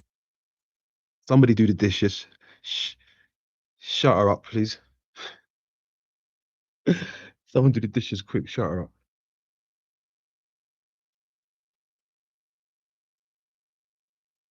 If I told you that Edgar Allan Poe, who was born over 200 years ago, was still alive, could your brain handle it? Well, he's very much so alive, and I'm going to prove it to you. You see, when you live a lot longer than us mere mortals, well, you need to take steps into making sure that people...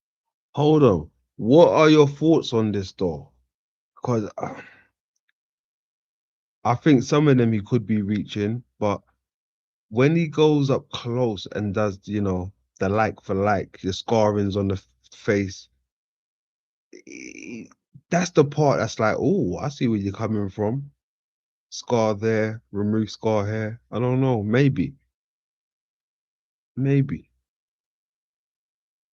I mean, people playing different roles. It's possible, right? It's possible. I mean, look, let me say this. We've seen what happened with the was it the Challenger, the explosion, and those so-called astronauts died, right? Look what happened to the astronauts that apparently died. Now they suddenly have twins and brothers and sisters, and you know, they're walking the earth again, right? Or it seems like them. How do we know it's not what's happening here? It could be happening here. Same thing again. People don't find you out. Otherwise, people would be like, hey, what's up with Edgar? Why isn't he dying over here? So you take on different roles over the years. For the uninformed, that's Ghostbusters and Groundhog Day star Bill Murray. And for the uninformed about Edgar Allan Poe, he was a writer and a poet. What's that? Have I seen his firmament video? I'm not too sure. Can maybe have a look at it after this. And well, Bill Murray just happened to play him in an SNL role. And did you know that Bill Murray is a big fan of poetry? Here he is reading at the Poet's House. He did a whole poetry reading with them. And have you seen Groundhog's Day? I studied 19th century French poetry. La fille qui j'aimerais sera comme bon frère.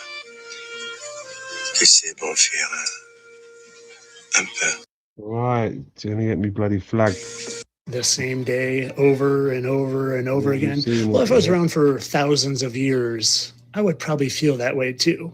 And I wonder if they're trying to tell us something in this scene. I'm sorry? What was that again? I'm a god. You're a god. I'm a god. I'm not the god. I don't think. Because you survived a car wreck? I didn't just survive a wreck. I wasn't just blown up yesterday. I have been. He said, I'm a god, not the god. Right? I'm a god. Fallen god. Stabbed, shot, poisoned, frozen, hung, electrocuted, and burned. Oh, really? And every morning I wake up without a scratch on me, not a dent in the fender. I am an immortal. He's not the god. He's a god, or an Elohim, also known as a fallen angel. Elohim, kind of like Elvis and Elon, and Ellen DeGeneres and Denzel Washington. Now, so far, you might just think this is a bunch of hogwash, but give me one more minute, because like I said, I have proof. And the proof doesn't just come in the perfect symmetry of their faces. Yes, their noses are a little different, but the lips are the same, the eyebrows, the eyes, the hairline. No, my proof comes in a few different forms, namely scars in this instance. And keep in mind, this is from the 1800s. But do you see that one right there? Okay. It sure looks an awful lot like that one in the exact same corner of his lip. Like I said, there are many scars. Like, see this hole in his face? Like there was a gouge taken out. Do you see that? Couldn't help but notice how that's in the exact same part of his chin. The exact part. And then when you just scroll up a little, you notice how like his mustache doesn't grow right there. Like maybe there's a scar under that mustache, right under his nostril, kind of like this one right here, right under his nostril. Damn. I see it. I see it.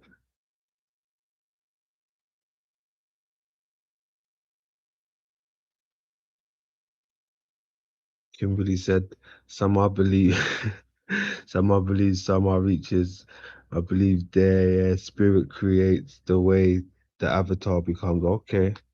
Like water calls it essence. Okay.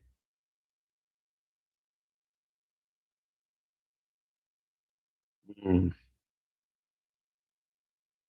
Scars there. It's right there.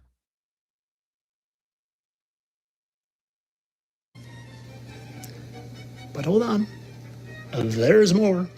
Because when you just go over this way, you see this big one right there? Well, boy, sure looks like the exact same as that one, doesn't it? Wouldn't you say it's the exact same spot and angle? That one's just, had more time to heal, so now it's just white. Interesting, wouldn't you say? I mean, you can see that clear as day, right? And you want to see something funny? Poor Bill, he got a lip scar from a result as a childhood accident from a hockey puck. You think they had hockey back in the 1800s? I don't know, but Hockey in the 1800s. that's a lie. And just in case you couldn't see it that good in that other picture, I made sure to find a real good one right there. Oh, and remember how he said he's an immortal? And I said he's a Elohim. You know what the Elohim did? Well, they left heaven to have relations with human women. And you know how I always say they bring their wives with them? Well, I think somehow they're them. Bill, Edgar's wife, Bill's wife. Oh. They're literally even like leaned into each other the same way. Wow, that's spooky. They are leaned into each other the same way. Look at that. They're literally even like leaned into.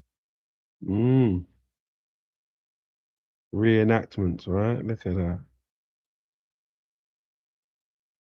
Spooky. Each other the same way. Actually, just this very moment, I noticed that hand in his pocket. You should look up what that means. But of course, all this for entertainment purposes, people. I don't really think there are Elohim running around down here who can change forms and get older and younger and are deceiving humanity and getting all of us to worship all of them on the TV, in sports, in the government, and in the music industry instead of giving praise to the Most High. No, that's ridiculous conspiracy stuff. I'm just here to entertain. Entertainment only. This Okay. That was wild. Chills had something for us.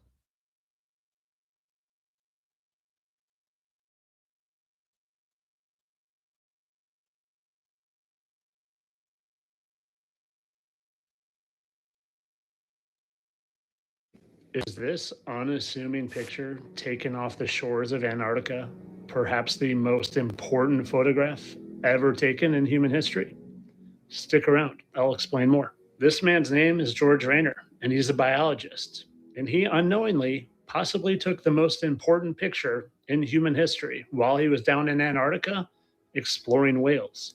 There is a large faction of people that believe what he captured here beyond the ice wall is actually the edge of our known world, the firmament. And that might sound crazy to you, but I'm going to provide you with some evidence that might make you think it's not so crazy. Let's first get a point of reference by looking at this Go Fast rocket that was launched from Arizona that went straight up and at about 72 miles appeared to hit something, a barrier of some sort. And if we are potentially living under a dome and we look at Arizona, it would be closer to the highest part of the dome. So 72 miles here would lead to a lower resting dome down towards Antarctica. And when you scour the internet and you find encyclopedia information pre-NASA, this is what you find. I'm going to show you the Encyclopedia Britannicas in the public libraries before 1958. Here is volume 2 out of the alphabet A.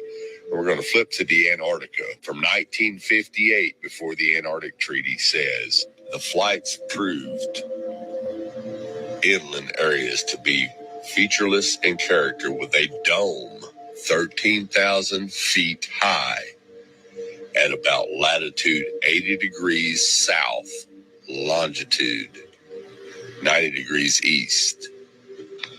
When they returned to New Zealand, these flights proved the inland areas to be featureless in character with a dome 13,000 feet high at about latitude 80 degrees south. So 72 miles high. And when you get closer to Antarctica, as in New Zealand and Australia, 13,000 feet is where they're saying the dome is, which is about 3 miles.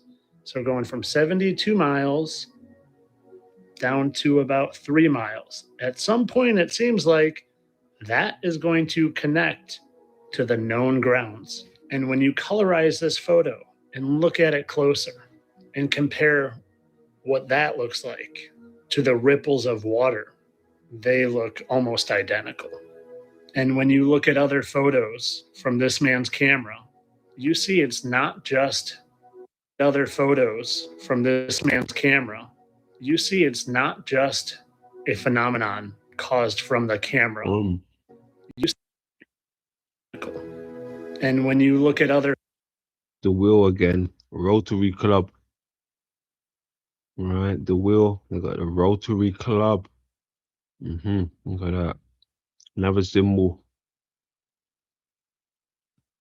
Photos from this man's camera, you see it's not just a phenomenon caused from the camera or the type of photography or even the lens, but it is very specific to this area here beyond the glacier or ice wall or whatever this is.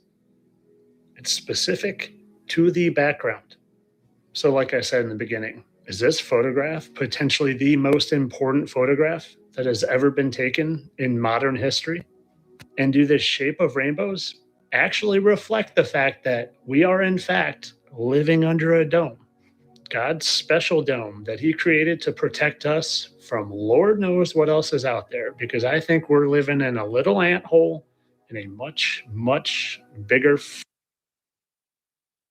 Hold on, Flat Earther. Hold on. I mean, I hear you about the dome. Yeah, possible. It's possible. But what about the rainbows that are, complete 360?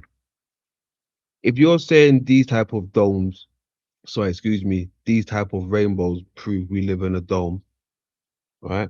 What about the complete rainbows that are in a, complete 360? What would that say about the construct?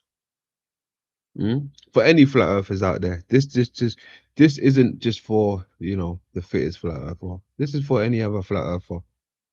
If these arch rainbows, you can connect it with the dome, what about the complete 360 rainbows?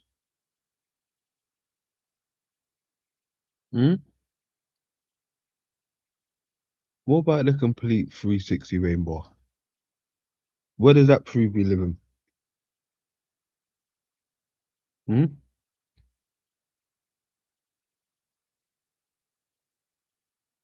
Oh, wait. flat realm. Oh, and I didn't even mention the fact that when you take a different perspective, you see what this mountain actually is. Mouth, nose, eyes, you know. But as always, you guys know Yeah, 420 if you got that shit. I'm just joking. I know that's probably just the fact that the camera couldn't adjust the focus so it rippled. It's not actually frozen water, and we're not actually under a dome. We live on a globe spinning 400,000 miles per hour, hurling through the universe. Of course, entertainment purposes. Have a great day.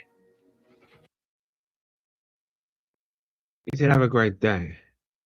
Have a great day. All right, buddy. Calm down. That weren't too bad. That weren't too bad. I thought I was going to see a bit more. But where's the other one gone? Oh, the moon. Onion. Let's have a look at this. What's this one? There's no peace of mind if the dishes are still soaking in the back. Somebody do the dishes. Shut her up quick, please.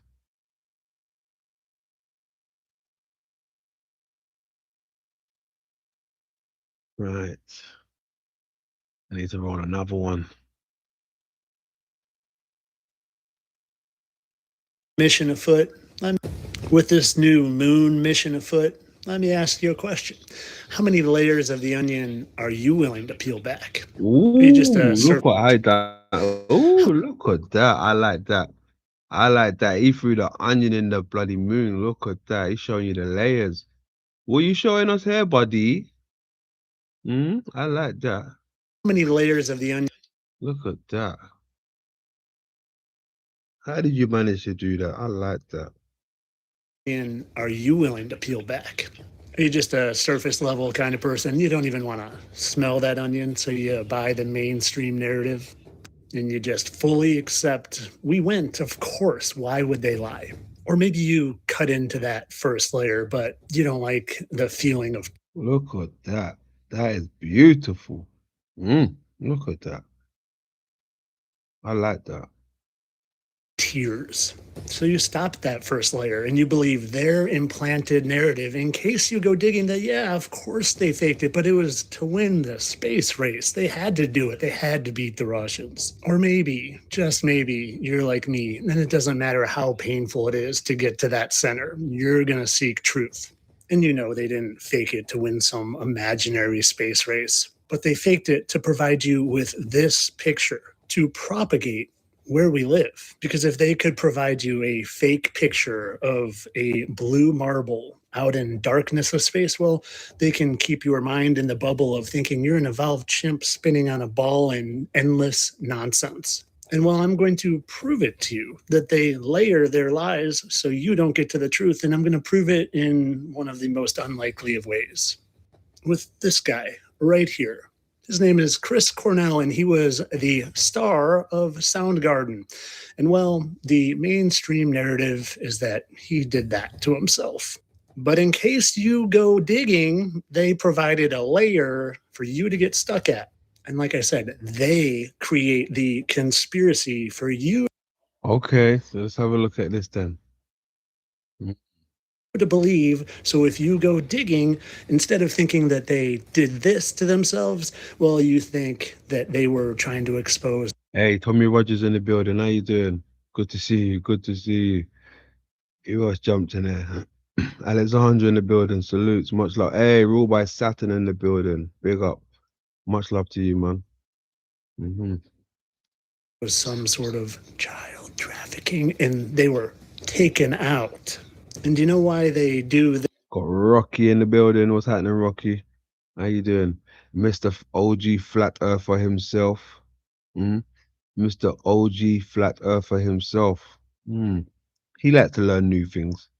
This and create this so you get stuck there, so you don't find that center layer of the onion to know the truth that Chris Cornell isn't gone at all. He's just getting you to worship him as Jesus now. That's Jonathan Rumi from the show The Chosen, and you can think this is ridiculous all you want, but give me 20 more seconds. Because Jonathan, this poor guy, is not very good at technology, and he accidentally zoomed in on his teeth. All right, let's have a look. So you know what I had the foresight to do is compare Jonathan's teeth to Chris Cornell's teeth. And do you see the exact arrangement? I see what's going on there. You may be onto something there. Okay. Yeah, you may be onto something.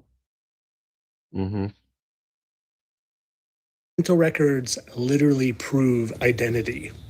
But it's not just the teeth. I took it upon myself to find a shirtless picture of old Jonathan Remy, and well, I noticed some things very similar to Chris Cornell, like the exact same mole on the exact same spot on their right forearm. When you scroll over just inside of the armpit, well, you can notice the exact same mole again, right in the exact same place on those two. What a coincidence. Oh, and I'm not done because they also just have the exact same 1, 2, 3 little birthmarks right above their eyebrow. Do you see those? 1, 2, 3, and 1, 2, 3. These are his. He's just rounding them off, boy. This guy, he's unstoppable at this moment. New head, so they tried to make them a little less obvious. Oh, and his little buddy Chester Bennington, who has the exact same fake narrative, fake conspiracy, real story. He's alive. Yeah, he's your friendly neighborhood Spider-Man, aka Tom Holland now. Funny how Chester and Tom. Okay, I see where you're going with this one again. They just seem to be there. Okay, look, even the eyebrow. Look at the little curl, the little flick on the eyebrow. This one here got like a flick there, and that one's got like a flick. Like they shaved this one down or something. Got the little curl, got the curl right there. Got the marks there. Okay.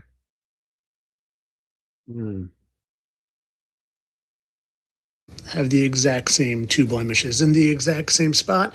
Oh, and they just happen to have the exact same little curl in their eyebrow as well.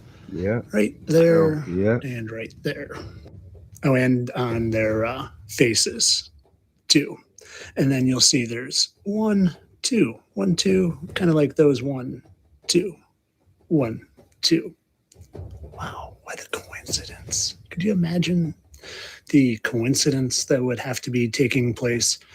And there's that little curl in his eyebrow again, the exact same. And they just happen to smile and laugh and adjust in their seats the exact same way. You're being lied to, my friends, on a scale that most laugh and adjust in their seats the exact same way. Yeah. You're being lied to, my friends, on a scale that most of you can't even comprehend. And I'm just over here trying to help you see through their Masonic Luciferian. How do you think I feel, Mr. Fittest Flat Earther, when I'm trying to tell you about the moon? Eh? You're being lied to. What's the fuck's going on with this guy's nose? Look at his nose here. What's this under bit there? What the hell is that? That looks wild. Fallen angel lies. But maybe you're more comfortable living in their fabricated world, thinking you're an evolved chimp spinning on a ball in endless space. But I will tell you something. When I thought I lived there, I had fear in my life. And now I'm fearless because I know I'm a spiritual being created by a heavenly Father, and we live in a heavenly spiritual realm, not a spinning ball. Or maybe you like being told what to believe. It's easy. Well, you can have that, you and Lloyd Christmas. No way. That's great. We landed on the moon. But not this guy. I'll choose the center of the onion every time. The onion, yeah. And when that scene from Dumber, it was mocking you, kind of like these 4 astronauts are marking you. Reed Whiz Man, Victor Glove, her, Christian Koch, and Jeremy Hansen. Cool names, guys. But of course, all this for entertainment purposes. I'm sure we faked it to win the space race, and Chris and Chester definitely were taken out because they were trying to expose child trafficking. Kind of like the Epstein files are real. Entertainment only. There's no I don't know. The guy may be onto something. He may be onto something. A few things I was like, okay, I see where you're going with it. I see where you're going with it. Mic check. Testing, testing. Oh. Testing, check, check. You're he, you're he. You're he, you're he. You're he, you're he. Oh, we're back. Yeah, you know, people playing the same role. Right? They pull it in our face. Like even with what's his name? What's the black guy's name again? Eddie Murphy. You know how many characters he plays in his own movies? Eddie Murphy plays at least 5 to 6 characters. Right? If that ain't trying to tell you something, what is? I don't know. I'm just, making an observation.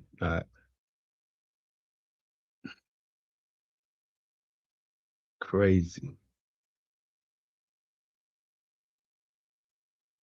Right? They play about 5 to 6 characters in one movie.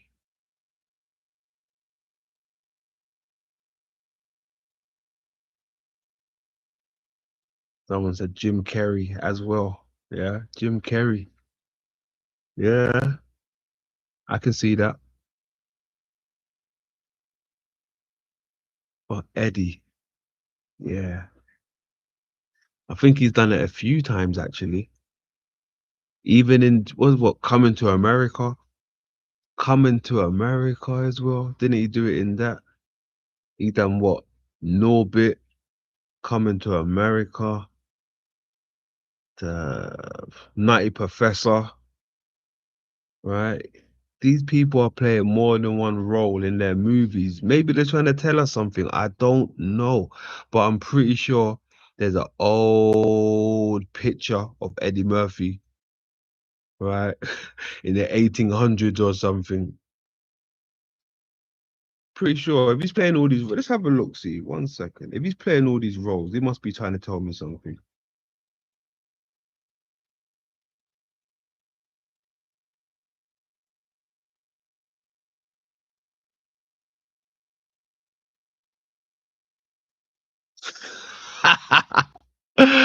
I knew it. Yeah, I fucking knew it. No way. Hold on a second. Hold on a goddamn second. Hold on, Cletus. Hold on. Hold on, Cletus. No fucking way. Where has he gone? Yeah, okay. Bingo. What's Eddie trying to tell us? What's Eddie trying to tell us? No way. Look at that. He plays so many roles in his movies, right? What is he trying to tell us? Eddie, what are you trying to tell us? What are you trying to tell us, Eddie? Look at that. Jesus Christ. He ain't playing. Oh, got a 6 up there.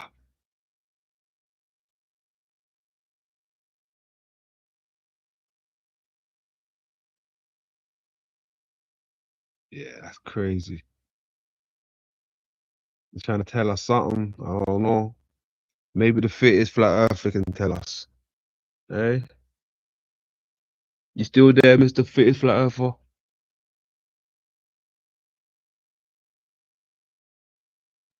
Where's it gone? There.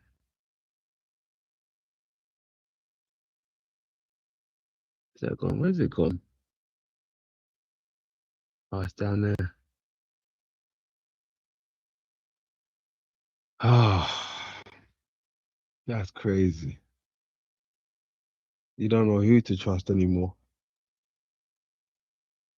Don't know who to trust. Everybody's wearing a mask, it looks like. Everybody's getting surgery, it looks like.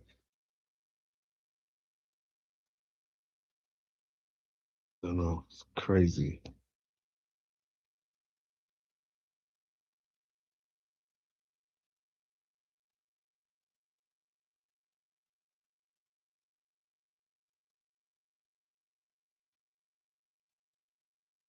We're seeing that Jay-Z has ties to this Epstein stuff as well now. So much shit is coming out again. That Ellen DeGenerate as well. Is it Ellen DeGenerate? Is that her name? Am I saying it right?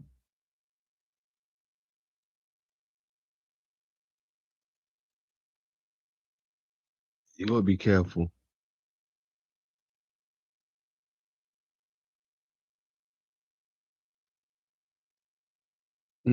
That's me. Smoke's finished. Triple S finish. All right. We'll leave it there. We won't even drag it out any longer. But yeah, thanks for coming out, folks. I appreciate you folks turning out. Little Triple S, little get together, reload. All right. We went earlier on. So if you didn't know, you may want to go back and check that out. And we went live again. Here we are. Been a blast. It's been a blast. Been a blast. Before we go, you know how it goes. Anything new from the flat earthers? Anything new from you flat earthers? Anything new from the Globe Society? Anything new from the Globe Society? No? No. Anything new from the Mandela Boys? Mandela Boys, anything new? No? Okay. Never nothing new. Never. Don't worry, we're working over here. We got something coming. We got something coming.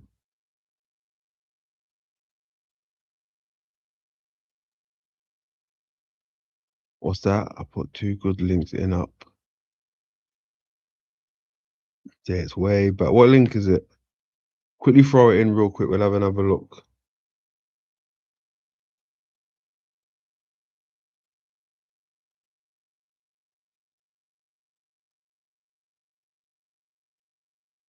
Oh, knackered. I got work again. Again. Jeez. No rest for the good, huh? No rest for the good. It's a PD. No, thank you. No. Hey, no, thank you. Said it's a PDF file. That will bring out the monsters. You're gonna see some weird people start coming out of the closet, boy. When those type of documents come out, you see some weird people trying to hit the link and coming out to play. Yeah.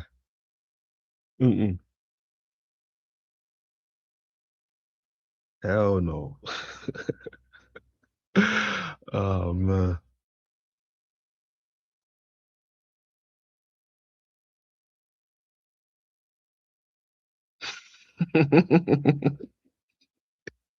It's a job for the Bible. Lots of suffering. Yeah, that's wild. If it was something to do with the moon, I'll say, yeah, run that shit. Run that shit. Oh, knackered. Your boy's been putting in hours, man. Tired. Tired.